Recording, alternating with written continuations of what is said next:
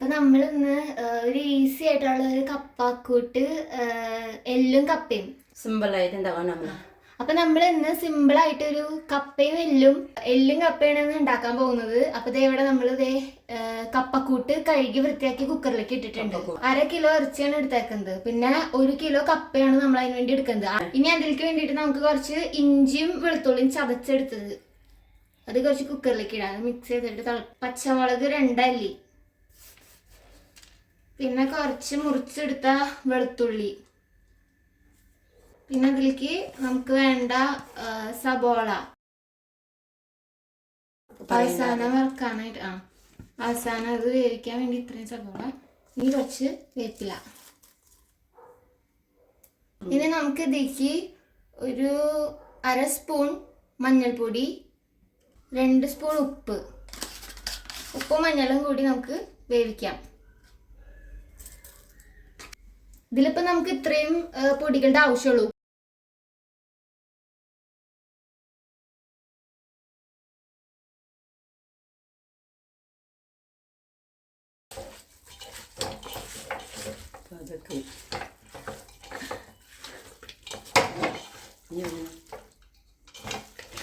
ഉപ്പും മഞ്ഞളൊക്കെ കൂടി നന്നായിട്ട് മിക്സ് ആക്കാം. കുറച്ച് ഉപ്പ് വെള്ളം മെത്ത കുറച്ച് മതി.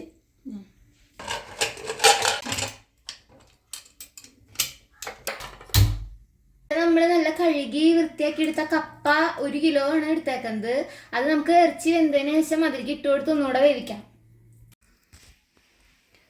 ഇത് വെന്ത് അപ്പോൾ നമ്മൾ ഇതിൽ ഈ കപ്പ മുറിച്ച് വച്ചതിട്ടത് ഒന്ന് തിളപ്പിക്കാം. ഇതിപ്പോൾ കപ്പ ഇട്ടത് ഒരു വിസിലിട്ടാ കഴിഞ്ഞു. സിമ്പിൾ കപ്പക്കൂട്ട്. ഇത് നമുക്ക് കുറച്ച് വെളിച്ചെണ്ണ ഒഴിച്ച്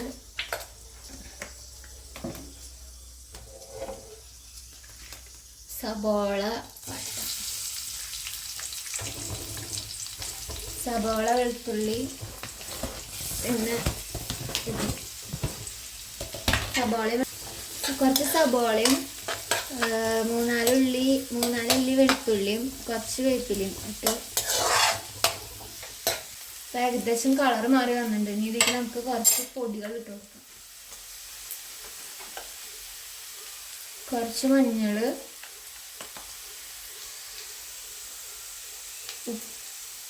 മുളക് പൊടി 2 ടേബിൾ സ്പൂൺ മുളക് പൊടി, മല്ലിപ്പൊടി 2 ടേബിൾ സ്പൂൺ മല്ലിപ്പൊടി, മസാലപ്പൊടി മീറ്റ് മസാല ഒരു 2.5 ടേബിൾ സ്പൂൺ,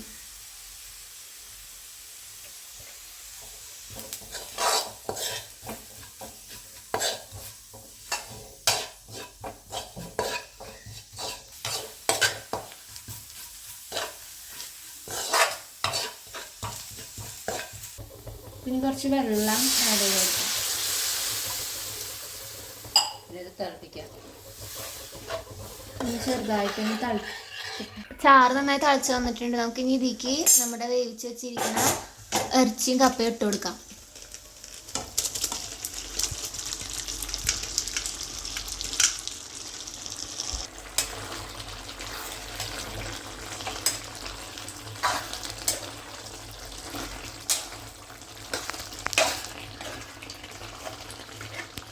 ഇങ്ങനെ നല്ല ടേസ്റ്റി.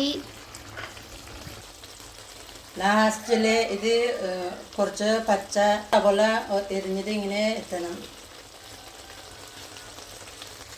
പിന്നെ ഇത് കുരുമുളക് പൊടിച്ച് വെച്ചത് ഇട്ട് കൊടുക്കണം. ഇതന്നെ സിമ്പിൾ ആൻഡ് ടേസ്റ്റി കപ്പക്കൂട്ട് കറി